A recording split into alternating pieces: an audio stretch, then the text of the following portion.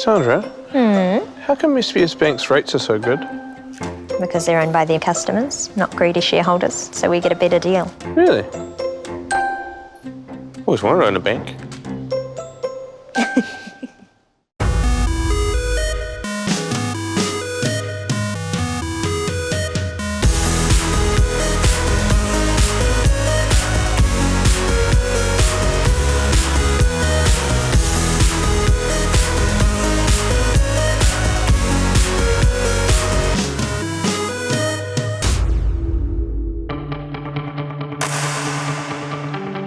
Welcome to Invercargill in New Zealand's deep south, home of cycling Southland and a region rich in scenery and character.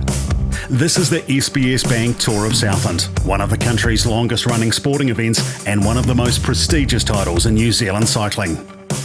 The list of past winners is a literal who's who of New Zealand bike racing. 18 teams will challenge themselves and each other over 7 stages and 850 kilometres across the roads of Southland, facing everything the terrain and weather can throw at them. At the end of the week, the best riders will add their names to the list of past greats. This is the 2017 SBS Bank Tour of Southland. Southland turned on another stunner for Tuesday's 150km Stage 2 from the seaside town of Riverton to the lakeside resort of Te Anau. With the magnificent south coast as a backdrop, a group of 4 riders made the day's first break. A 5th bridged the gap and the leaders stayed clear until the imposing Blackmount Hill climb. Andy Hagan of Wheelworks Handcrafted Wheels crested the climb first, and then it was all on to the finish. 10 kilometres from home, ITM's Kane Richards and Kia Motors Ascot Park Hotel's Taylor Gunman got off the front of the peloton and did enough to stay away, with Gunman winning the final kick to the line. Another Te Anau stage win for Kia Motors Ascot Park Hotel and another day in yellow for tour leader Roman van Newton of Powernet. But with just 31 seconds separating the first 32 riders, Wednesday's climb to Coronet Peak could well define the 2017 SBS Bank Tour of Southland.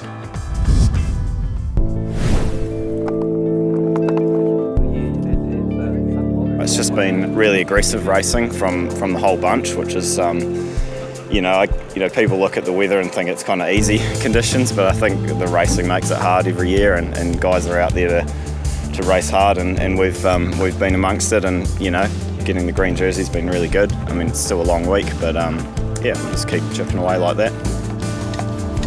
It's the first time Wheelworks has been down here from Wellington, a mix of experience, so we've all got different ambitions, but the main thing is we want to race, get out front and represent Wheelworks and represent Tristan, who's put a lot of time and effort into this project. It's always good to come down here and test yourself against the best riders in New Zealand and the international guys that come over. So far it's been wonderful. We've had beautiful weather, awesome stages, good crowds. It's funny seeing Kiwis here and them calling this like hot, everyone's sweating and asking for more water and stuff. We come from racing where it's like 30, 40 degrees, so that's for us, we're pretty comfortable. Yeah, I make my own shoes, my own cycling shoes. It started out as a bit of a hobby, but I want to see if I can make them a little bit lighter. It turns out they're a lot lighter now, but it's not like I had problems with regular shoes. I just want to see if I could do a little bit better. The analogy I always give is they feel a little bit like a cast would feel. So it's very hard inside, but since it's the shape of my foot, it's super comfortable. So I can ride them for 6, 7, 8 hours and never have any problems. So these pair have 20,000 K on them. It's all going to be for Brad Evans today, and hopefully he can stay with Talker, maybe get him at the end, or even be within a few seconds. That'll be pretty handy going into Bluff and the time trial. I think it's going to be one of the decisive ones. There's a lot of us around, 30 odd riders in the top GC, so it's going to definitely narrow it down today. We're only sort of 20 seconds down, I think, at the moment, so there's nothing in it, but tomorrow will be a different story.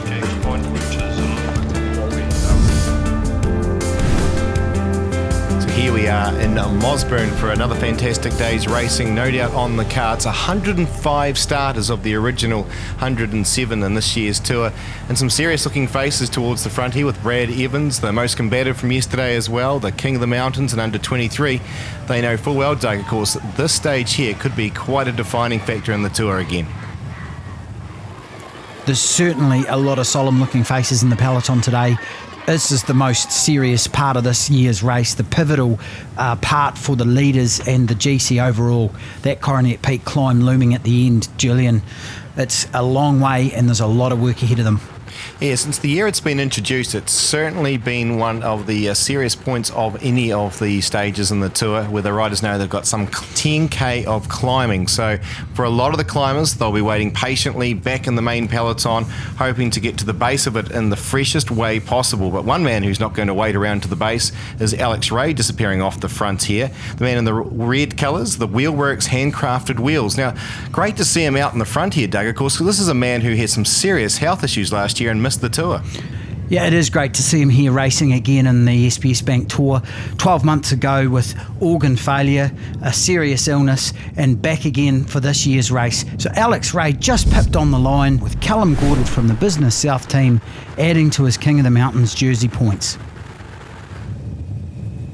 ITM, a team made up of a number of young Australians now starting to head off the frontier, and Adair Craig making an appearance towards the front. Adair Craig, accountants, of course, they've been involved in the tour for the last few years.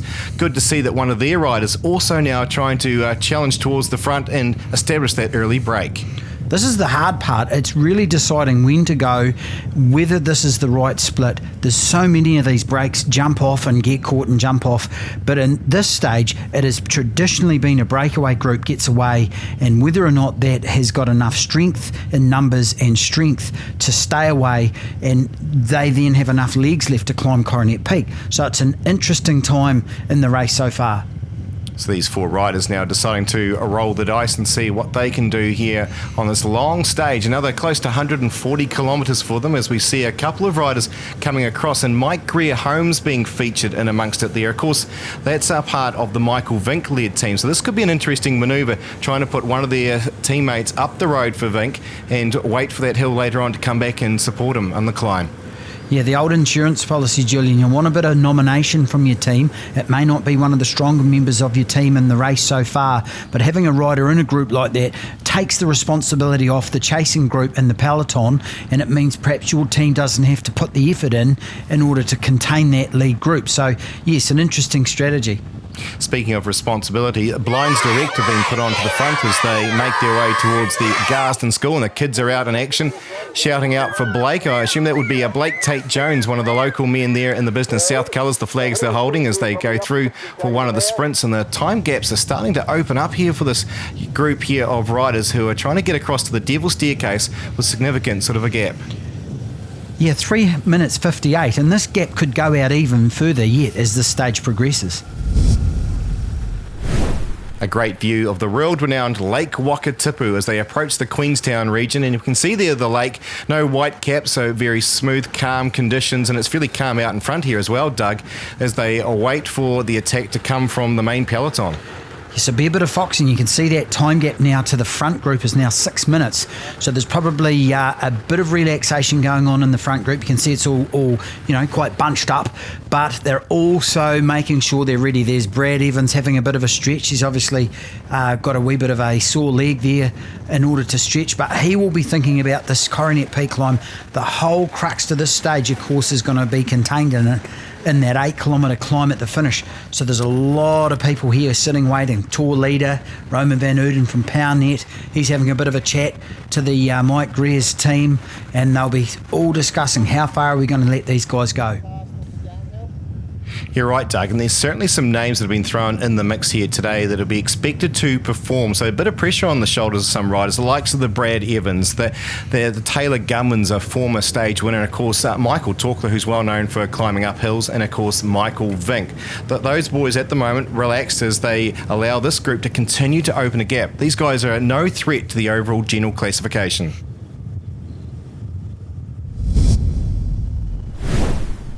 So the main peloton is still bunched together, but that lead that front group had has been dramatically whittled down. There's a bit of jockeying for position here going on now before they hit the base of this climb that they've got in front of them. So it's Oamaru's Rush, that is Chris Rush, that's going to lead them on to the base of the climb. The big climb of the day that could make some big differences, the overall general classification. This is the remnants of the breakaway group. They'll be desperately trying to get themselves up this climb, but there's not far away from the breadth of the bunch that are chasing of some 50 to 60 riders. Wow, this is just going to be really, really sapping on these guys here. You can see the ITM rider, number 116, Brendan Cole, dancing up the start of this climb. It's very, very steep, and he will really be reaching for the low gears. Here's Josh Haggerty here for the Placemakers team now, being set onto the front for his team as they lead hard into the corner to the base of the hill. You can see quite a significant difference in speed between the breakaway group and then this chasing group, as one of the Placemakers riders just loses a bit of footing there. The wheel just slips out a little bit. This is now where the riders have to adjust and find that correct gearing that's going to allow them to get into a serious sort of pace. It's crunch time, Julian, isn't it? And the pace being set at the front here by one of the Skoda team members is just very fierce. It's a tremendously tough climb for a start. You can see the whole field starting to split up. We've got the remnants of this front group starting to come back to the main peloton, but this bit here is where the damage is going to really get done. Yes, we see Ethan Batt just going straight to the rear of the field. He'll get a nod from his team leader, Michael Vink, thanking him very much for the efforts of ensuring that this field had to chase hard in the last few K to try and soften the field up a bit as they approach this climb here. It's a long one. It's up to 10K, and of course it ramps up at various points throughout, and a lot of switchbacks, so it's quite a specialist climb. It is a specialist climb, Julian. It's unique in the world of New Zealand cycling, this stage, and it is a very, very tough stage to contend, especially after the day's racing they've had and the previous day's racing. I'd have to say this conditions have played a part with this big bunch being together, but it is slowly but surely being whittled to bits, and at the front of it is the Blinds Direct rider, Michael Torkler, and he's looking very comfortable. Yes, we talk about a specialist climb. Well, here comes some of the specialist climbers, and that there with Torkler on the front. Look at the style of the man as he settles into it there. Michael Vink, a well-performed bike rider himself, of course, tucked right in behind him. Brad Evans, the man in the blue colours. This has been scripted extremely well. Everyone will be loving this story here, because these are the guys whose names were put at the forefront at the beginning of the week as potential overall yellow jersey holders. You've just got to look back down that line from where Michael Torkler's sitting, and there's some carnage going on towards the middle of that group. There's guys just sitting up and opening gaps, and at the front, Michael Torkler's just setting a beautiful pace. He's controlling himself very well, but the damage being done behind is dramatic. Taylor Gunman and co here towards the rear of this breakaway group now going up onto the hill, but they'll be very aware of the fact of what they need to do, what sort of power wattage they need to produce going up here. They don't want to go into the red too early on. They need to pace themselves with the opportunity with those switchbacks to ride themselves back in. But Torkler, the motorbike on the front, he's not interested in sharing the workload. He is more than content to be the guy that's going to set the pace. Absolutely, Julian. You're so correct. Consistency of effort up this climb. We've seen so many other riders in the past, right back to the likes of Liam Aitchison, Taylor Gunman. The guys that survive this climb and do the damage are very consistent in their effort. They're obviously keeping a close eye on their power meters. They're making sure they're not going into the red zone too early, and they're very, very controlled and measured. Michael Torkler is really just decimating this field here and showing a real stamp of authority. It would be tough going and being in behind this guy at the moment. In the mix with them in the red colours is James Piccoli, the man from Canada, and he's a bit of a dark horse when it comes to this race here. He's in the mix there with them. He's going to settle back into about third or fourth wheel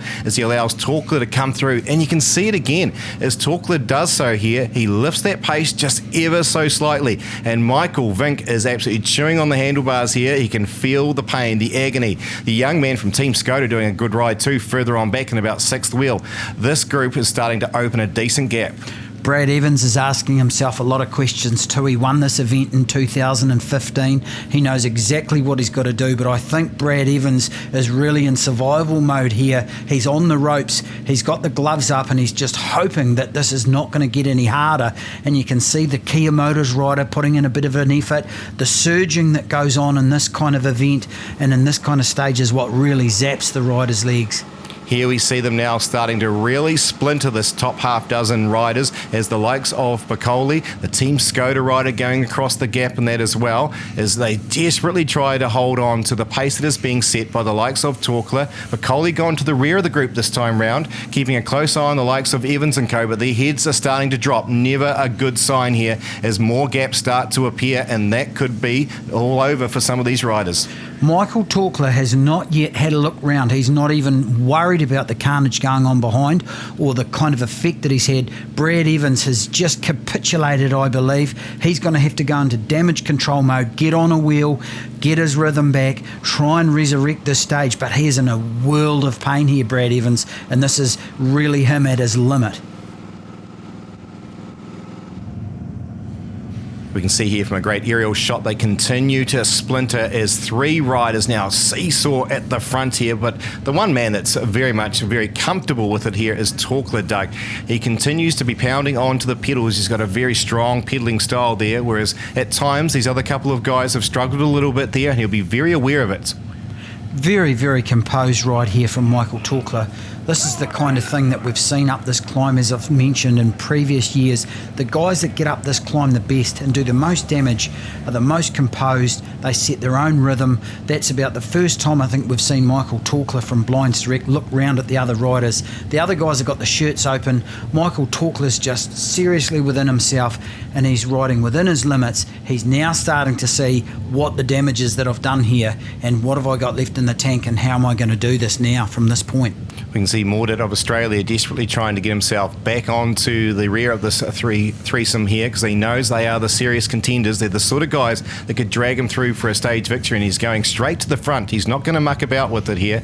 Of course, at a different point on the hill too. Of course, as much as it can do, it flattens out a bit compared to that initial burst at the start, and that's where these guys have come through strong, and now they're able to gather their breath, get into a nice little settled tempo here as a group.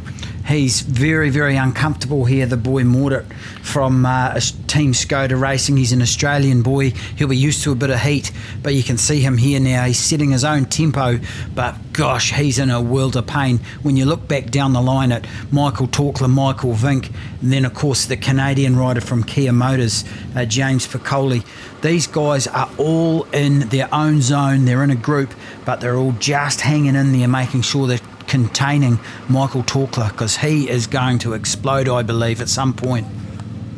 They continue on the tempo, and no great move here as such, and that no great surge, but he just, as you said, just continues to tick along, does Torkler, and a bit of a gap starts to appear, and of course every metre counts, and you can see the heads dropping there with Mordaunt from Australia, as is Vink is in a world of pain, all right. He's going back there with him. They are going through a very bad patch here. We saw something similar last year happen as well, and that when it came to Vink exploding towards the top, but we know he knows how to pace himself and get out of that red zone.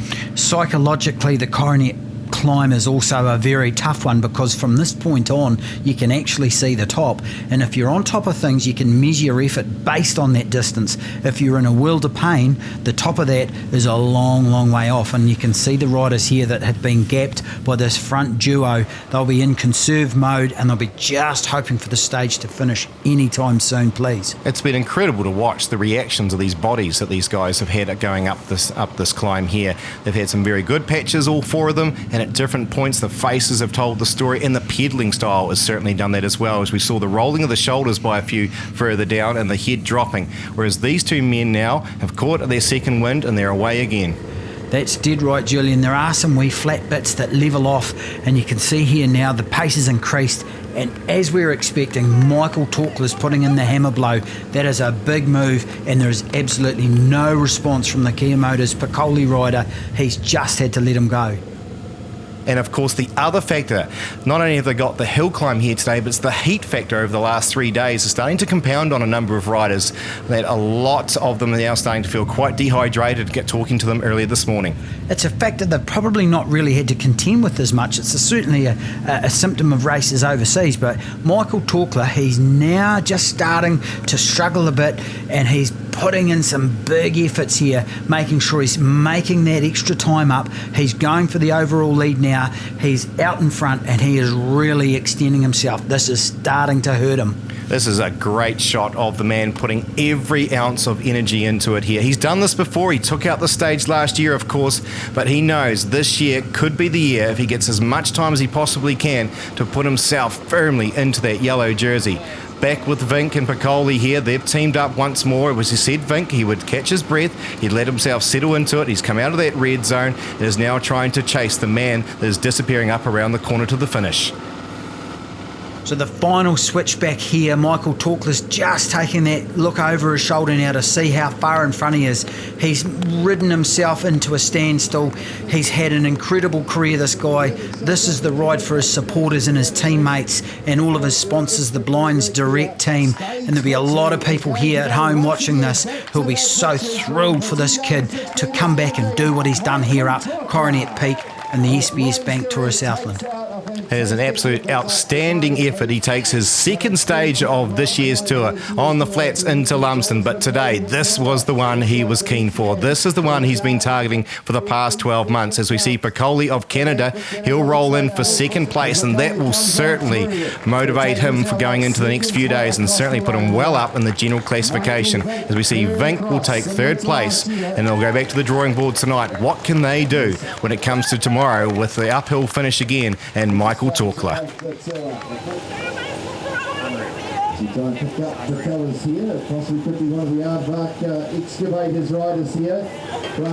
The toll on the bodies is immense as we see the German Frenstein finish here in fourth place here on day 4 of the tour.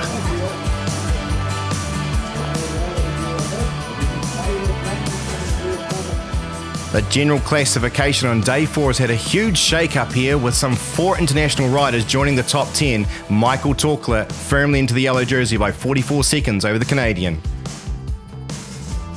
James Williamson picked up a few early points to continue in the lead of the Harcourt Sprint Ace. The youngster Callum Gordon also picked up some early points to continue to lead the Jesco Hydraulics King of the Mountains. Alex West moves into the Henderson Construction, a pink jersey, a battle that has been very tough amongst a number of the riders in this year's tour. Andy Hagan moves himself into the silver jersey for the Stonewood Homes riders over 35 years plus, taking it off Paul Wadlin and Greg Taylor in third place. Alex Ray, after a lot of attacks early on and being in the main one of the day, secures the Southland Times Most Combative. After leading for the first 3 days, PowerNet has now dropped to third place in the team's classification, while Kia Motors made a huge move of the day, now having a 2-minute 50-second advantage over Aardvarks. Still looking forward to the rest of the week. There's still a lot of racing to go, but today was a great day for the team. We rode super well together, and there's 3-4 more stages to go, and we're looking forward to keeping the momentum going. There's a fair bit of pressure coming into today, but the boys wrapped themselves around me and delivered me perfectly at the bottom. They've shown that they're dedicated, and they know they're here to help me win this tour. But I certainly haven't tested the climbing legs at all in my preparation, my training for this tour. So it was a bit of an unknown, but I guess you just take confidence from the fact that you're feeling good. So I'm 100% confident in the boys just laying it all on the line. So looking forward to see what happens there. Follow the action from this historic race all week with live race updates, full results and pictures at www.tourofsouthland.com.